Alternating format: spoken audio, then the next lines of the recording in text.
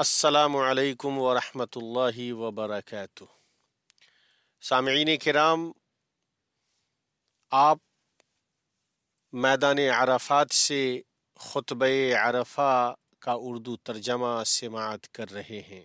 خطیب ہیں فضیلت الشیخ ڈاکٹر محمد بن عبد الکریم العیسیٰ حفظہ اللہ۔ خطبہ عرفہ 1443 ہجری۔ ہر طرح کی تعریف اللہ کے لیے ہے جو بہت زیادہ جاننے والا اور نہایت باخبر ہے۔ اس جیسی کوئی چیز نہیں، وہ سننے اور دیکھنے والا ہے۔ نیز ارشاد ربانی ہے اور وہی ہے معبود برحق آسمانوں میں بھی اور زمین میں بھی۔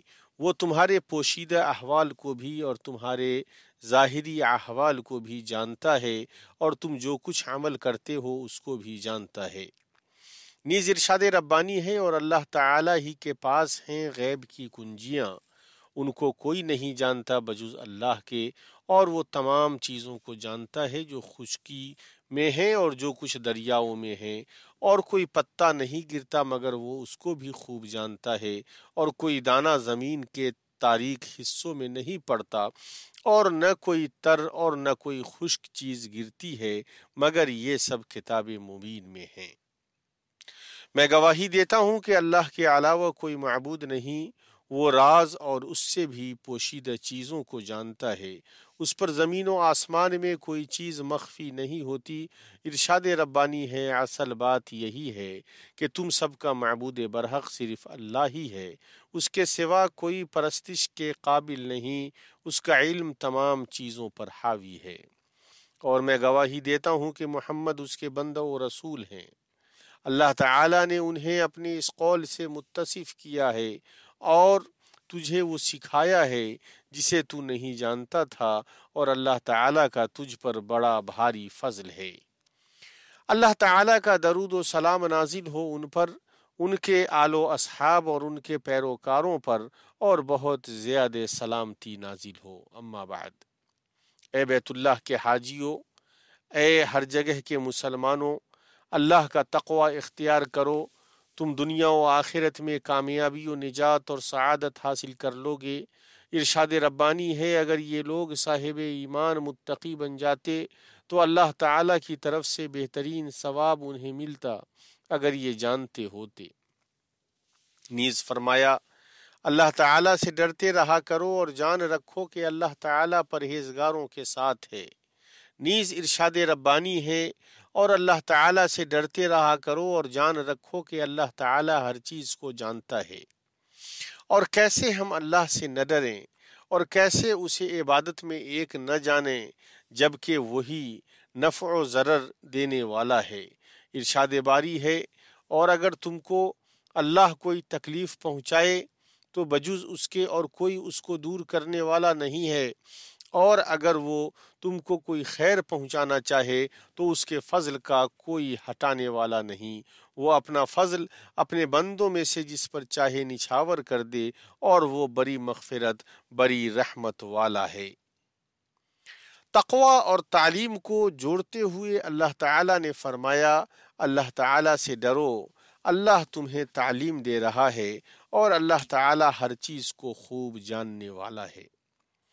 اللہ تعالیٰ کے تقوی میں سے یہ ہے کہ ہم توحید کو تسلیم کریں جس کی طرف اللہ تعالیٰ نے بلایا ہے، چنانچہ عبادت میں اسے اکیلا جانیں اور اس کے سوا کسی کے لیے چاہے وہ جو بھی ہو کسی بھی طرح کی عبادت نہ کریں۔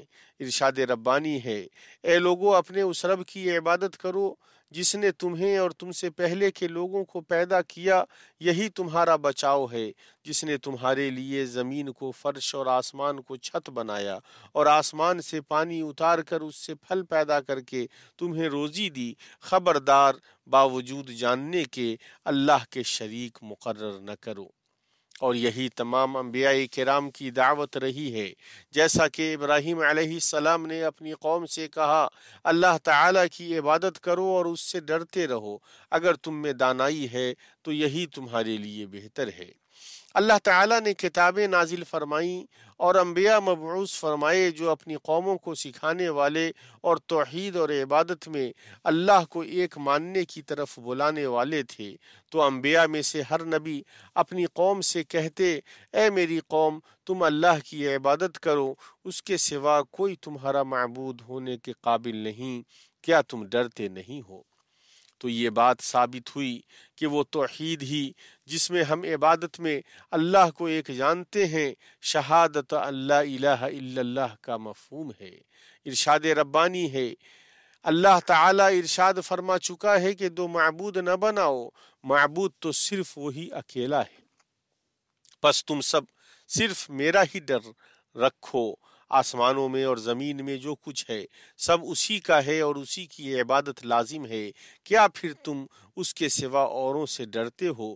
تمہارے پاس جتنی بھی نعمتیں ہیں سب اسی کی دی ہوئی ہیں، اب بھی جب تمہیں کوئی مصیبت پیش آ جائے تو اسی کی طرف نالہ و فریاد کرتے ہو، اور جہاں اس نے وہ مصیبت تم سے دفع کر دی، تم میں سے کچھ لوگ اپنے رب کے ساتھ شرک کرنے لگ جاتے ہیں کہ ہماری دی ہوئی نعمتوں کی ناشکری کریں، اچھا کچھ فائدہ اٹھا لو، آخرکار تمہیں معلوم ہو ہی جائے گا۔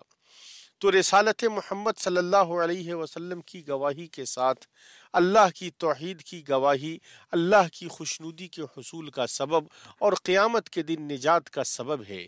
رسالت کی شہادت کے مفہوم میں سے یہ بھی ہے کہ رسول اکرم صلی اللہ علیہ وسلم نے جن چیزوں کی خبر دی ہے ان کی تصدیق کی جائے اور ان کے اوامر میں ان کی اطاعت کی جائے اور ان کے لائے ہوئے طریقے کے مطابق اللہ کی عبادت کی جائے، جیسا کہ ارشاد ربانی ہے، اے نبی، یقیناً ہم نے ہی آپ کو گواہیاں دینے والا، خوشخبریاں سنانے والا، آگاہ کرنے والا بنا کر بھیجا ہے، اور اللہ کے حکم سے اس کی طرف بلانے والا اور روشن چراغ۔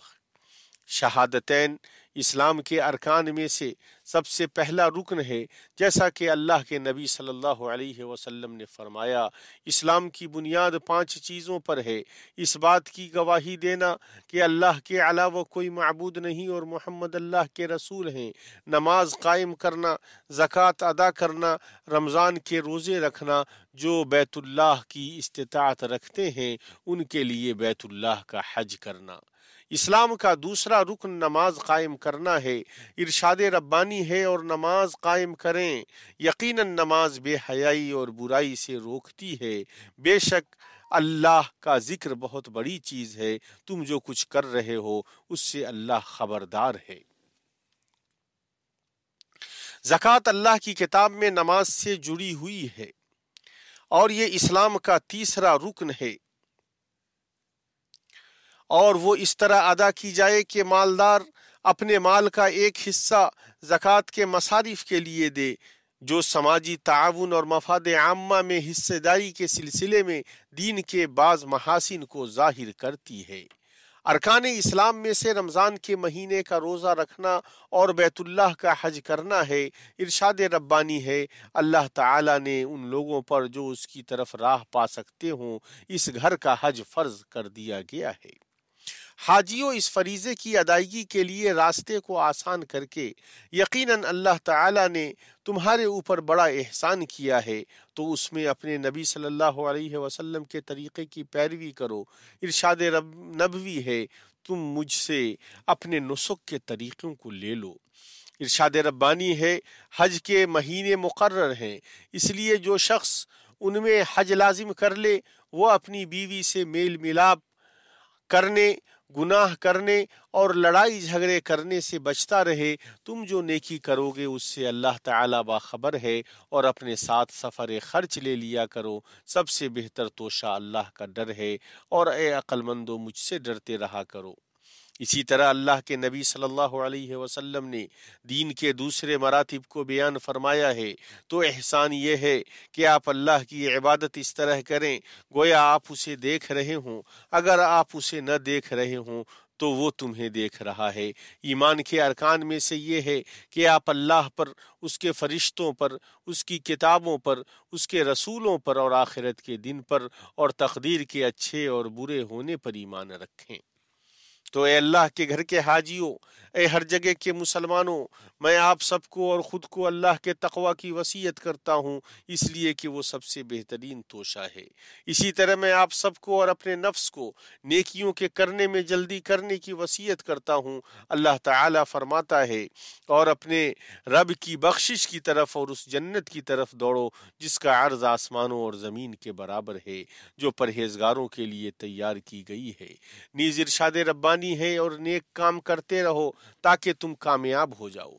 اللہ کے بندو، جان لو کہ خیر کے کاموں میں جلدی کرنے کی قبیل سے یہ ہے کہ اسلام کے ان اقدار کو اپنانے کی بھرپور کوشش کریں جو مسلمانوں کے طرز عمل اور سلوک کو تشکیل دیتے ہیں اور اسے اچھی طرح مہذب اور بہتر بناتے ہیں، اور ان سے ہمارے نبی کریم صلی اللہ علیہ وسلم متصف تھے، جیسا کہ رب جل وعلا نے بیان فرمایا ہے۔ یقیناً آپ عظیم اخلاق پر فائز ہیں۔ اور آپ علیہ السلام نے فرمایا، یقیناً قیامت کے دن میرے نزدیک تم میں سب سے محبوب اور میرا سب سے قریبی ہم نشین وہ ہے جو تم میں اخلاق کے اعتبار سے سب سے بہتر ہو۔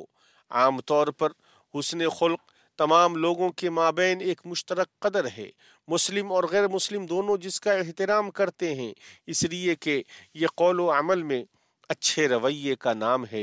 ارشاد ربانی ہے، لوگوں سے اچھی باتیں کہو۔ نیز ارشاد ربانی ہے، نیکی اور بدی برابر نہیں ہوتی، برائی کو بھلائی سے دفع کرو، پھر وہی جس کے اور تمہارے درمیان دشمنی ہے ایسا ہو جائے گا جیسے دلی دوست۔ جہالت اور بے وقوفی کا مقابلہ کرنے کے سلسلے میں اللہ سبحانہ کا ارشاد گرامی ہے، آپ درگزر کو اختیار کریں، نیک کام کی تعلیم دیں اور جاہلوں سے ایک کنارے ہو جائیں۔ نیز ارشاد ربانی ہے، پس آپ صبر کریں، یقیناً اللہ کا وعدہ سچا ہے، آپ کو وہ لوگ ہلکا یعنی بے صبرا نہ کریں جو یقین نہیں رکھتے، یعنی اس بات سے متنبہ رہیں کہ وہ آپ کو جھگڑوں اور ان کے نتائج کی طرف کھینچ نہ لے جائیں۔ ٹھوس اقدار کا مسلمان کسی جاہل یا متعصب یا رکاوٹ پیدا کرنے کی والے کی طرف متوجہ نہیں ہوتا ہے، وہ ہمیشہ اللہ تعالیٰ کے قول کو اپنے ساتھ رکھتا ہے۔ ارشاد ربانی ہے، اور جب بیہودہ بات کان میں پڑتی ہے تو اس سے کنارہ کر لیتے ہیں اور کہہ دیتے ہیں کہ ہمارے عمل ہمارے لیے اور تمہارے اعمال تمہارے لیے ہیں، تم پر سلام ہو، ہم جاہلوں سے الجھنا نہیں چاہتے۔ اسی طرح اسے معلوم ہوتا ہے کہ ایسے لوگوں سے الجھنا انہیں مشہور کرنے اور ان کے منصوبے کو کامیاب کرنے کا سبب ہوگا، اور اس سے انہیں خوشی ہوگی، بلکہ ان میں سے بہت سارے لوگ تو اسے سہارا بنانے لگتے ہیں۔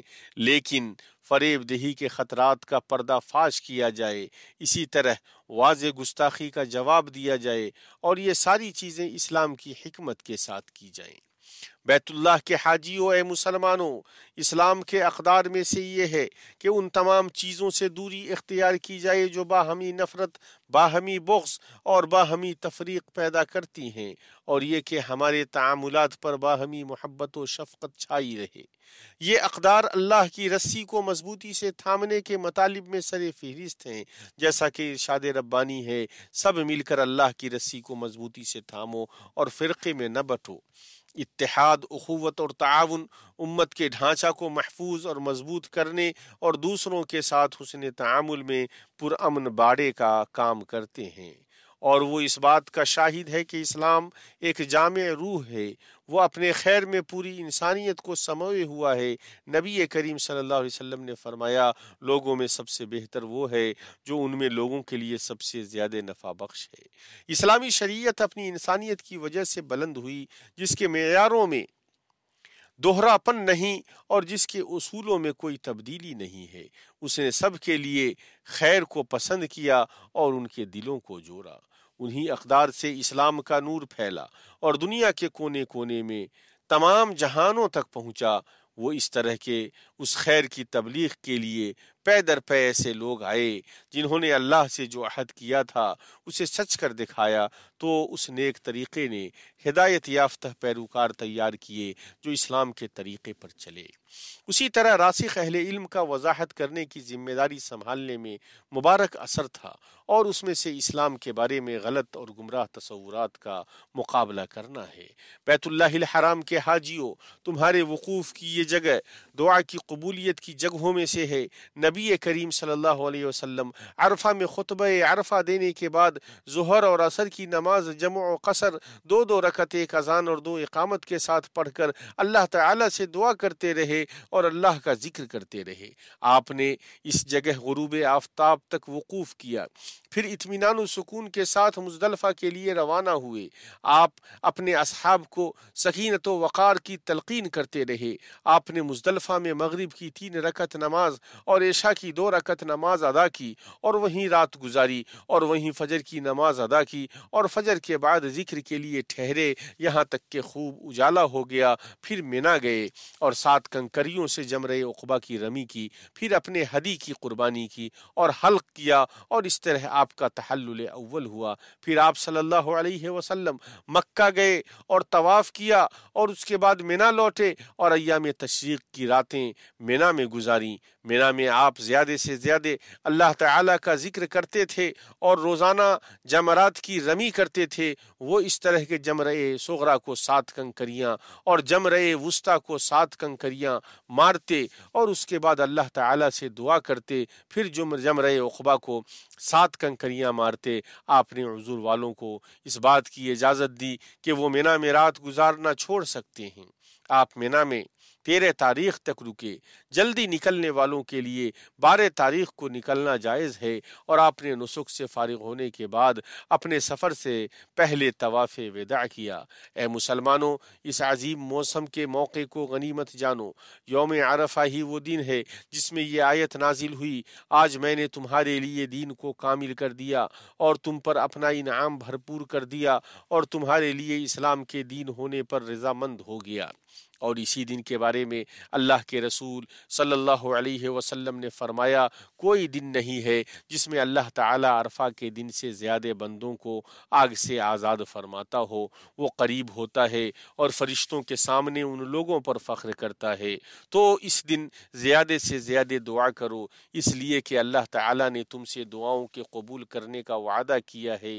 ارشاد ربانی ہے اور تمہارے رب کا فرمان سرزد ہو چکا ہے کہ مجھ سے دعا کرو، میں تمہاری دعاؤں کو قبول کروں گا۔ نیز ارشاد ربانی ہے، جب میرے بندے میرے بارے میں آپ سے سوال کرتے ہیں تو آپ کہہ دیں کہ میں بہت ہی قریب ہوں، ہر پکارنے والے کی پکار کو جب کبھی وہ مجھے پکارے قبول کرتا ہوں۔ اے اللہ، حاجیوں سے ان کے مناسک کو قبول فرما، ان کی دعاؤں کو شرف قبولیت بخش، ان کے معاملات کو آسان کر دے، ان کے گناہوں کو معاف کر دے، انہیں ان کے ملک صحیح سالم اور کامیاب واپس فرما، اس حال میں کہ ان کے درجات بلند ہو چکے ہوں اور ان کے مرتبے بڑھ چکے ہوں۔ ارشاد ربانی ہے، اور بعض لوگ وہ بھی ہیں جو کہتے ہیں کہ اے ہمارے رب، ہمیں دنیا میں نیکی دے اور آخرت میں بھی بھلائی عطا فرما اور ہمیں عذاب جہنم سے نجات دے۔ اے اللہ، مسلمانوں کے حالات کی اصلاح فرما دے، ان کے مابین اتحاد پیدا کر دے، ان کے مابین علم اور خیر کو پھیلا دے، ان کے بچوں کی اصلاح کر دے اور انہیں برکت عطا فرما اور ان کی روزیوں میں برکت دے اور انہیں جنت میں داخل فرما۔ اے اللہ، خادم حرمین شریفین شاہ سلمان ابن عبدالعزیز اور ان کے ولی عہد شہزادہ محمد بن سلمان کو توفیق عطا فرما، ان کی مدد فرما اور انہیں درست راستے پر چلا، اور انہیں اور ان کی حکومت کو ان خدمات کے بدلے بہترین بدلہ عطا فرما جو انہوں نے اسلام اور مسلمانوں اور پوری دنیا اور پوری انسانیت کے لیے پیش کی ہیں اور کر رہے ہیں۔ اے اللہ، تو ان کا معید و معاون ہو جا، اور درود و سلام نازل ہو ہمارے نبی محمد اور ان کی آل و اولاد اور ان کے صحابہ کرام پر، اور بہت زیادہ سلامتی نازل ہو۔